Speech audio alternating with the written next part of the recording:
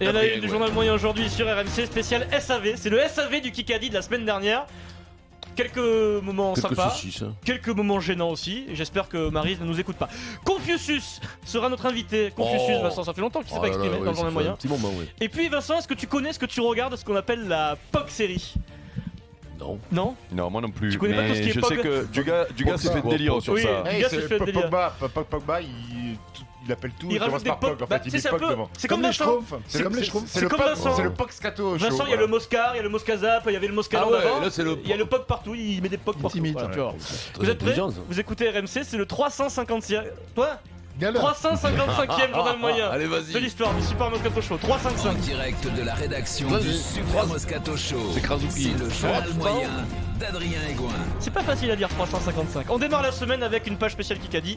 Top jingle. RMC, le Kikadi du Super Moscato Show. Faut pas mettre cette musique parce que là, Eric, il est comme un fou quand tu lui mets ça. C'est comme le chien. Il y a les oreilles qui dressent. Il attaque. Alors le Kikadi, c'est un jeu sur le sport.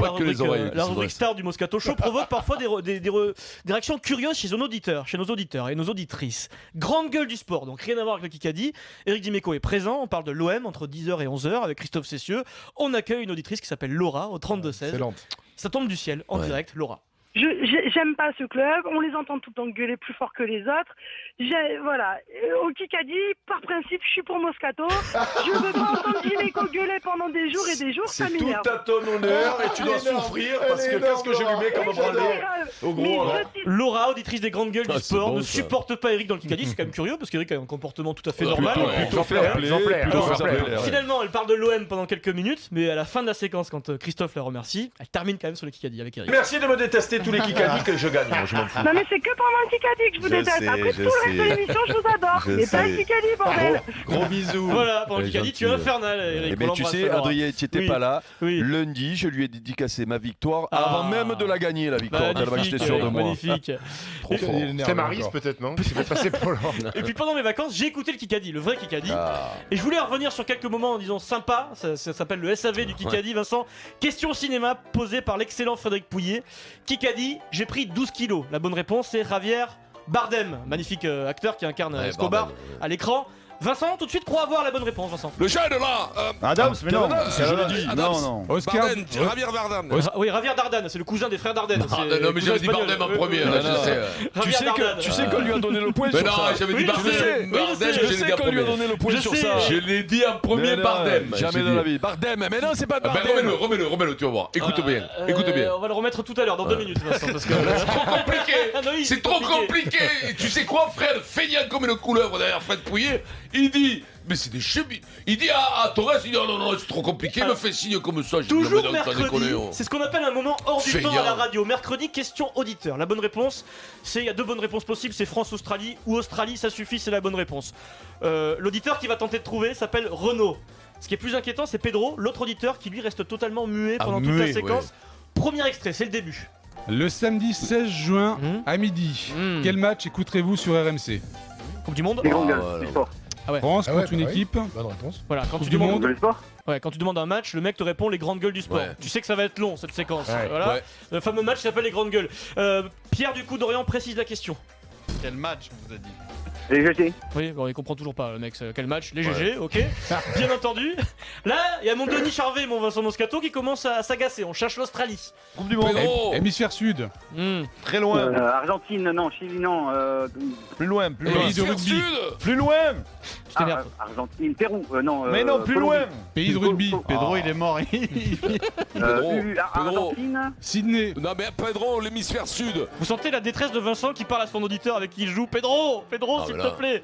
Pedro, il n'a pas ouvert la bouche de la séquence. Fred Pouillet donne un indice final. Une ville, la ville la plus connue en Australie. Sydney. Argentine. La cabine. Sydney en Argentine. C'est un moment qu'on peut appeler un moment gênant, ça arrive. Fred donne un tout dernier indice. Kangourou. Australie. Renaud, tu vois. 4-3, bravo. Là, on a des génies, nous. Bravo, Le Renaud. mec, tu dis Sydney, il trouve pas, tu dis kangourou, il trouve. Tu as compris, toi? Renaud a trouvé après 153 indices pour trouver l'Australie, c'est pas mal. Bravo, Renaud. Non, alors on fait plus des millions d'auditeurs, mais on n'a pas que des génies. On n'a pas non plus.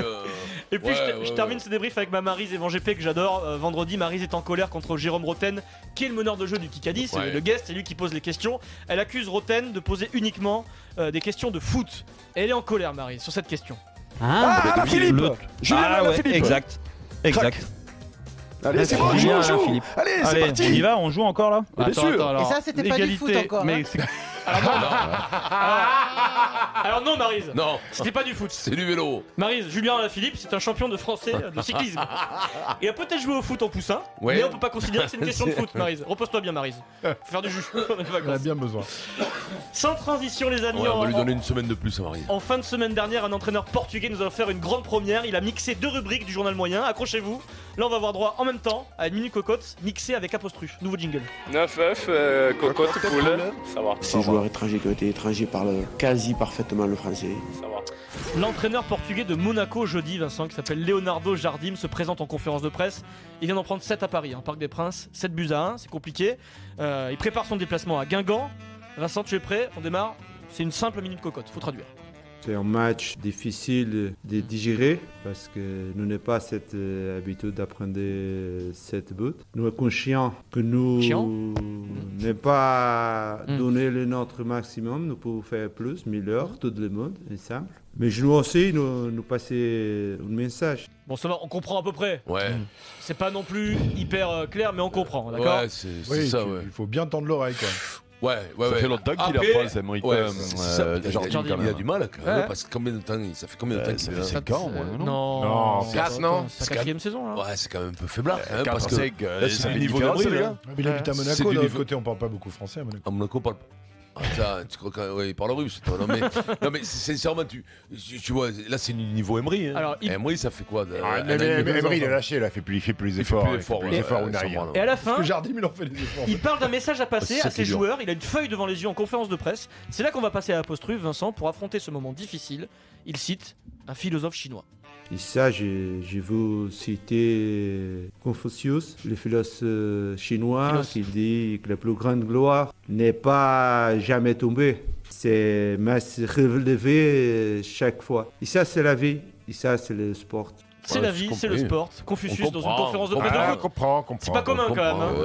Il s'est un peu planté sur la citation. Voilà, on comprend, mais franchement, c'est quand même assez exotique quand même. Non, mais photo. La plus grande gloire n'est pas de ne jamais tomber, mais de se relever à chaque fois. À chaque chute, pas à chaque fois, à chaque chute. On le comprend, mais faut quand même tendre l'oreille. On devrait essayer les proverbes africains plutôt comme le faisait Serge Simon, ça je pense que c'est... Qu'est-ce qu'il vient, Serge Simon? Il travaille. Il est pas en prison là? Il travaille. Alors attends, je vais faire des recherches sur internet. Et si tu veux, je te donnerai son titre tout à l'heure de vice-président en charge de l'équipe de France. Ouais, rebalance son titre. Je vais te le retrouver.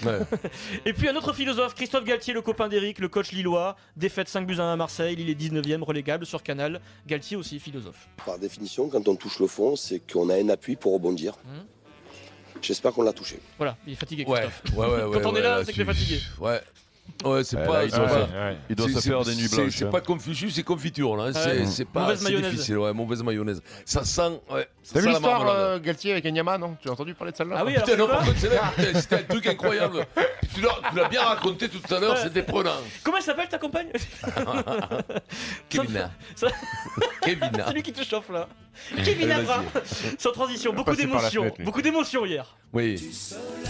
À Aix-en-Provence pour la dernière de Yannick Noah à la tête de l'équipe de France de Fed Cup, les filles, Vincent, défaite face aux Américaines. Yannick Noah vraiment très ému, très émouvant quand on lui pose la question. Yannick, racontez-nous votre histoire avec cette équipe, par exemple, la première fois que vous êtes rentré dans le vestiaire des filles. La première fois que je suis rentré dans le vestiaire, c'est vrai que vous êtes tous en train de se préparer. Je n'avais pas encore réglé tout ça, quoi. Je n'avais pas encore réglé, donc j'ai vu des fions. Voilà, merci Yannick. C'est une bonne façon de résumer son mandat à la tête de l'équipe de France de Fed Cup. Elles sont à côté, les filles, elles sont mortes de rire. C'est un beau métier, ça, quand même. Il a dit, après il rajoute, moi j'ai très bien J'ai kiffé. Une équipe de volley. Une belle équipe de volley, ça doit être quand même intéressant. Une équipe de lanceuse de poids, peut-être un peu moins. Oh, mais pourquoi pas, Vincent? Ouais, ça c'est. Une équipe de joueuses de rugby. Et tu crois que quand on rentre dans votre vestiaire, il y a des belles filles, il y a des belles filles. Dans le rugby, tu vas toi dans les vestiaires des filles, toi? Non, je regarde avec j'avais fait un trou avec le chignon, ça, le mur. Eric, c'est le mec qui a des fesses tombantes qui parle, qui en ce moment. Alors que là, dans le vestiaire de Bègle Bordeaux, quand tu rentrais, tu repartais en courage, je te le dis, moi. Horrible. 25 sangliers. Et alors l'odeur. Ça sentait bon, là, D'ailleurs, je sais qu'il y a un de tes coéquipiers qui ne se douchait pas, ou alors il passait juste sous la douche. Je sais pas qui c'est, mais. Je ne sais pas qui c'est, mon poulet. Je ne sais pas. Sans transition, hier. Salut, GG. Non, t'es fou. Sans transition, hier. Paul Pogba était invité du Canal Football Club sur Canal. Vincent, c'était un peu, on va dire, particulier. Et il s'est expliqué, Vincent, sur un point que tu ne comprends pas. Tu sais, donc Pogba renomme tout avec son nom.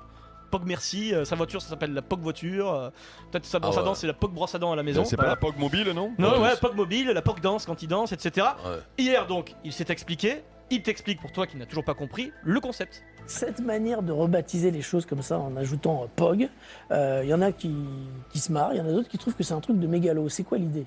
De toute façon, c'est pas pour eux, c'est pour moi. Moi, ça me fait plaisir. Non, c'est Pog Moment, Pog Série, Pog Life, Pog Smile. C'est un peu de second degré quand même. Voilà, c'est juste on rigole. C'est de l'autodérision. Tout le temps, faut rigoler, faut prendre du plaisir dans la vie, toujours. Est-ce que tu as saisi l'explication, Vincent? Oui, le concept, le concept, saisi, bien, tu le valides ou pas ou... Oh, je m'en fous surtout, mon petit poulet. Non, pas mon avis là-dessus. C'est la première fois que j'entends un mec qui rebaptise tout avec son nom au début. Je m'en fais les pogos aussi. Je m'en pogue les ronflettes. Pas les ronflettes. Non, je m'en pogue les ronflettes. Non, mais bon, après, je m'en balance les pog rouleaux. Je m'en balance les pog rouleaux. Je suis désolé, c'était un peu. C'était de chansons, je peux dire chaque fois que tu commences par une phrase. C'était un peu le. Après, c'est vrai que le début du Moscato Show, déjà ça s'appelle le Moscato Show. La première rubrique de l'émission, c'est le Moscazap. Oui. Dès qu'il y a une expression mélangée, c'est le Mosca. T'es un peu mégalo, pendant des années, ça a été ton pays. Excusez-moi d'avoir un nom vendeur. Non, mais ce que je veux te dire, c'est que quand je vais prendre une bière, mais non, mais quand je vais prendre une bière, je vais pas dire une Pog 764. Il n'y a pas de Mosca mobile. Une Mosca bière, s'il vous plaît, une Mosca mousse. Chez toi, le micro-ondes, tu l'appelles le Mosca. Voilà, non, mais non. Bon, après, ça l'amuse, c'est un gamin, ça l'amuse. Mais voilà, on a raison de dire qu'on oublie souvent que c'est des gamins. Ah oui, c'est des enfants, ils ont leur délire. Voilà, 20 piges. Il y a des trucs, franchement, nous on a 50 de verre. Qu'est-ce qu'on va dire à Pogba qui. C'est des gosses, ils s'amusent avec leurs trucs. Et nous, on faisait des. Tu te souviens les conneries qu'on faisait dans notre tour de génération? C'était quoi, nous? Par exemple, c'est qui le joueur qui se touchait pas à Bègle? C'est moi qui ai un œil. Par exemple. Exactement. C'était qui le joueur qui se touchait pas à Bègle, par exemple? Mais je sais pas, tu me poses des questions. Ça, moi. C'est un programme à moi, sûrement. Non, je sais pas, mon poulet, je sais même pas qui t'a raconté ça parce que tout le monde se douchait. Non, c'est une légende, c'est une légende, je ne sais pas. Mais c'est vite fou. Et l'autre fois, tu nous as dit, Serge, tu nous as dit. Non, Serge, ils sont toujours bons.